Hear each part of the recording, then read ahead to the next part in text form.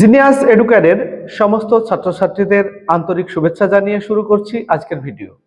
আজকে আলোচনা করব উচ্চ মাধ্যমিক দর্শন টেস্ট পরীক্ষার একটি প্রশ্নের সমাধান করব। আমরা পশ্চিমবঙ্গের বিভিন্ন জেলা থেকে টেস্ট পরীক্ষার প্রশ্ন সংগ্রহ করছি।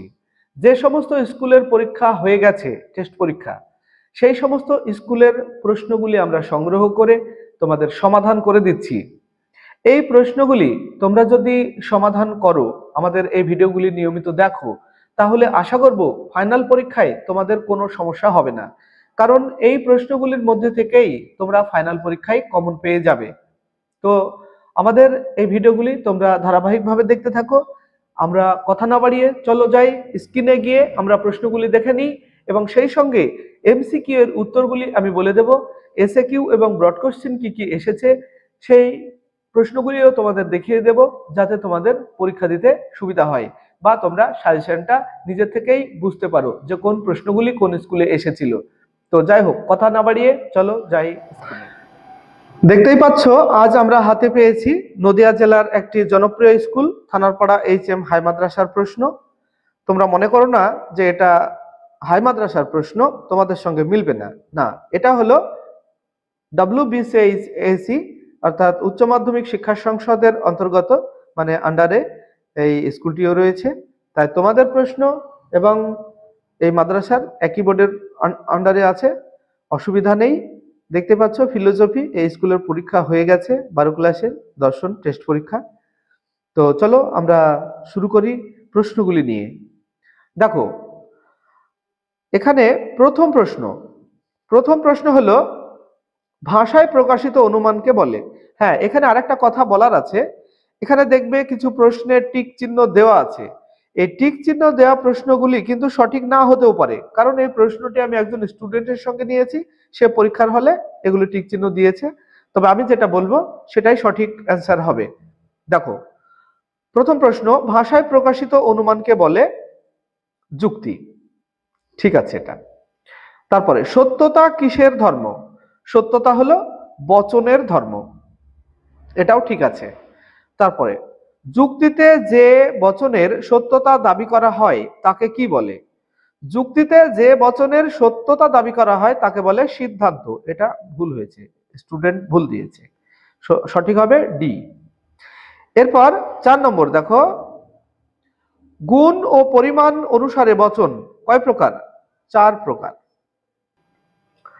তারপরে দেখো 5 নম্বর প্রশ্ন, কোন যুক্তির সিদ্ধান্ত যুক্তিবাক্য থেকে বেশি ব্যাপক হয় না? কোন যুক্তির সিদ্ধান্ত যুক্তিবাক্যের থেকে বেশি ব্যাপক হয় না? অবরোহ যুক্তির। এটা উত্তর ঠিক আছে।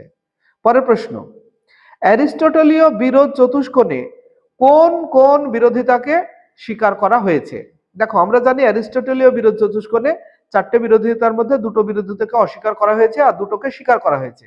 স্বীকার করা হয়েছে বিপরীত বিরোধিতা ও বিরুদ্ধ বিরোধিতা। উত্তর হবে ডি। পরের প্রশ্ন, এ এবং ই বচনের মধ্যে কোন বিরোধিতার সম্বন্ধ? খুবই সহজ প্রশ্ন, বিপরীত বিরোধিতা, এ। পরের প্রশ্ন, নিরপেক্ষ ন্যায় অনুমান কয়টি পদ দ্বারা গঠিত? নিরপেক্ষ ন্যায় অনুমানে, এটা সবাই জানে, খুবই সহজ প্রশ্ন, 3টি পদ দ্বারা গঠিত। পরের প্রশ্ন, এ ও ও মূর্তিটি কেবলমাত্র কোন সংস্থানে বৈধ হতে পারে? উত্তর হবে বি, দ্বিতীয় সংস্থানে। পরের প্রশ্ন, প্রাকল্পিক বচনে তবে এর পরের অংশকে বলে?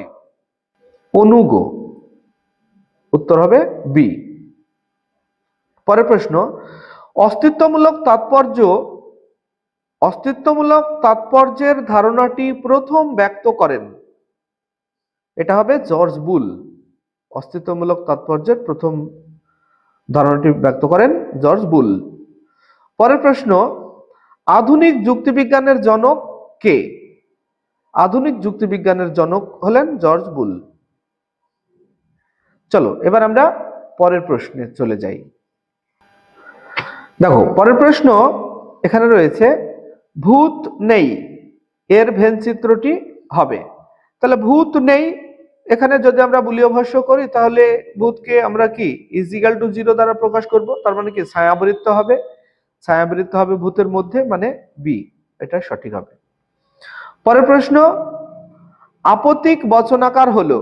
এখানে আপতিক বচনাকার বলতে সত্যও হতে পারে আবার মিথ্যাও হতে পারে। দেখো, পি ভেল কাল পি, এটা আমরা জানি শত সত্য, পি ডট কাল পি এটা হলো শত মিথ্যা, আর পি ডট কিউ এইটা হলো আপতিক, এটা হবে আপতিক, অর্থাৎ সি অপশন সঠিক হবে। পরের প্রশ্ন, সংকেত হলো একটি। দেখো, সংকেত হলো একটি, অপশন আছে চিহ্ন, কৃত্রিম চিহ্ন, প্রতীক, বাক্যের সংক্ষিপ্ত রূপ। উত্তর হবে প্রতীক। এখানে সংকেত বলতে আমরা যেগুলি কি হর্ষু, ভেল, কাল ব্যবহার করি সেগুলিকে বলা হচ্ছে, এগুলিকে বলা হয় প্রতীক। এরপরে গ্রাহক হিসাবে ব্যবহার করা হয়। আমরা জানি গ্রাহক হিসাবে পদ গ্রাহক আর বচন গ্রাহক দু রকমের গ্রাহক আছে। তো আমরা যেগুলিকে পদ গ্রাহক বলি সেক্ষেত্রে এসপি আমরা ব্যবহার করি, আর যেখানে বচন গ্রাহক হিসেবে সেখানে পি কিউ আর ব্যবহার করি। এখানে যদিও বচন গ্রাহক কি পদ গ্রাহক বলা হয়নি, তাহলে গ্রাহক হিসেবে ব্যবহার করা হয়, তাহলে এখানে আমরা দেখতে পাচ্ছি এসপি নেই, সেই হিসাবে এটা আমাদের বচন গ্রাহকই ধরতে হবে। তাই উত্তর হবে P Q R, C option সঠিক হবে। পরের প্রশ্ন দেখো, বৈজ্ঞানিক আরোহ অনুমানের লক্ষ্য হলো। এখানে সঠিক উত্তর হবে সি, কার্যকরণ সম্বন্ধ নির্ণয় করা। পরের প্রশ্ন, উপমা যুক্তির মূল ভিত্তি কি? উপমা যুক্তির মূল ভিত্তি হলো সাদৃশ্য। পরের প্রশ্ন, আরোহ যুক্তির সিদ্ধান্ত সবসময়ই কি হয়? আরোহ যুক্তির সিদ্ধান্ত সবসময়ই সম্ভাব্য হয়, সি অপশন। পরে, বিষ পান মৃত্যুর কারণ। এখানে কারণ শব্দটি কোন অর্থে ব্যবহার করা হয়েছে? এখানে পর্যাপ্ত শর্ত হবে, পর্যাপ্ত শর্ত অর্থে। কারণ বিষ পান করলে মৃত্যু হয়, আবার বিষ পান না করলেও মৃত্যু হতে পারে, তাহলে এটা হবে পর্যাপ্ত শর্ত। পরের প্রশ্ন, কার্য হলো কারণের নিয়ত অনুগামী ঘটনা, পূর্বগামী ঘটনা, এদের কোনো সম্বন্ধ নেই, কোনোটিই নয়। এখানে আমরা জানি কি দুটি ঘটনার মধ্যে কারণ আগে ঘটে, কার্য পরে ঘটে, তাহলে কার্য কি কারণের পরের ঘটনা, তাহলে পরের ঘটনা মানে অনুগামী ঘটনা, আর পূর্বগামী তো আগের ঘটনা, মানে এটা কারণ আর এটা কার্য, তাহলে এখানে হবে কার্য হলো কারণের অনুগামী ঘটনা, এটাই সঠিক উত্তর। পরের প্রশ্ন, ক খ এর আবশ্যিক শর্ত এ কথার অর্থ কি? আমরা জানি ক খ এর আবশ্যিক শর্ত এ কথার অর্থ হলো ক না ঘটলে খ ঘটে না। এখানে দেখা যাক কোনটা ঠিক আছে, ক না ঘটলে খ ঘটবে না। আর ক্ষয়ে আছে কি ক ঘটলে খ ঘটবে, এটা পর্যাপ্ত। ক ঘটলে খ না ঘটতেও পারে, কোনোটি নয়। এখানে আমরা দেখতে পাচ্ছি আবশ্যিক শর্ত যদি আমরা বলি তাহলে এই এক নম্বরটাকেই বলতে হবে, ক না ঘটলে খ ঘটবে না, এটা আবশ্যিক শর্ত। পরের প্রশ্ন, পরীক্ষামূলক পদ্ধতি হলো। পরীক্ষামূলক পদ্ধতি বলতে আমরা জানি ব্যতিরেকী পদ্ধতিকে বলা হয়। পরীক্ষামূলক পদ্ধতি মানে যেটা ল্যাবরেটরিতে পরীক্ষা করা যায়, আর বাকি অন্য তিনটে পদ্ধতি কিন্তু পর্যবেক্ষণমূলক, এগুলিকে পর্যবেক্ষণ করা যায়, কিন্তু পরীক্ষামূলক পদ্ধতি হলো ব্যতিরেকী পদ্ধতি। পরের প্রশ্ন, জে এস মিল তার এ সিস্টেম অফ লজিক গ্রন্থে কয়টি পরীক্ষামূলক পদ্ধতির কথা বলেছেন? উত্তর হবে 5টি। এই ছিল এমসিকিউ। এরপরে আমরা 2 দাগের প্রশ্নগুলিও দেখে নেব কি কি আছে। তোমরা 2 দাগের প্রশ্নগুলি যদি কোনো সমস্যা থাকে দেখে নাও, যদি কোনো সমস্যা থাকে তাহলে কমেন্ট করে জানাবে, সেই প্রশ্নের উত্তর আমি করে দেব। আর এই প্রশ্নগুলির উত্তর যদি আমি এখন সব বলতে যাই ভিডিওটি অনেক বড় হয়ে যাবে। দেখো, অবরোহ যুক্তি কাকে বলে, যুক্তির আকার কখন বৈধ হয়, বিরুদ্ধ বিরোধিতা কাকে বলে, এ বচন সত্য হলে ই বচন এবং আই বচনের সত্য মূল্য কি হবে, দেখে নাও, প্রশ্নগুলি দেখে নাও। এখন যদি আমি পুরোটা বলতে যাই ভিডিওটা অনেক বড় হয়ে যাবে। একদম কমন প্রশ্ন, আর এই প্রশ্নগুলি তোমরা একটু প্র্যাকটিস করে নেবে, দেখবে এই প্রশ্নগুলির মধ্যে থেকেই তোমরা যারা এখনো টেস্ট পরীক্ষা দাওনি তাদের মধ্যে থেকে অনেকেই কমন পাবে। আর যদিও টেস্ট পরীক্ষা হয়ে যায় তোমাদের, তাহলেও এগুলো প্র্যাকটিস করতে থাকো। আমরা ধারাবাহিকভাবে এভাবে তোমাদেরকে পরপর ভিডিও দিচ্ছি। তোমরা আশা করছি মানে উচ্চ মাধ্যমিকে তোমাদের যে ফাইনাল পরীক্ষা হবে সেখানে অনেক উপকারে লাগবে, এবং এই প্রশ্নগুলির মধ্যে থেকেই তোমরা কমন পাবে। এই সেটগুলি যদি তোমরা কয়েকটি সেট করো 4-5টা সেট যদি তুমি ফুললি করো তাহলে আশা করব সব তোমরা কমন পেয়ে যাবে। দেখো আমরা সাজেশন দিয়েছি, সেই সাজেশনেও এখানে কিন্তু হুবহু কমন আছে। তোমরা দেখে নাও প্রশ্নগুলি আর স্ক্রিনশট করে নাও।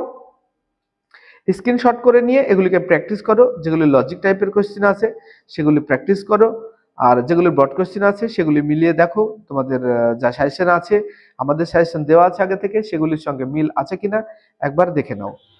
দেখো ভিডিওটি তোমাদের কেমন লাগলো।